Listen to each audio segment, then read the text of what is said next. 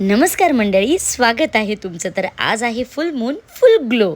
तर आज आहे कोजागिरी पौर्णिमा. सो मी त्याच्यासाठी मसाला दूधचं प्रिपरेशन करते आहे. त्याच्यानंतर आज मी देवांना अंघोळ घातली, त्यांची पूजा केली आणि सगळ्यात महत्त्वाचा घरातला आमचा व्यक्ती म्हणजे आमचा हरी. सो त्याला पण शंभो घातली. एवढा लाड करून घेतो ना फ्रेंड्स हा, पण जेवढा लाड करून घेतो त्याच्या दुप्पट तिप्पट पटीने तो देतो. हे माणसांनाही कळायला हवं, हो ना.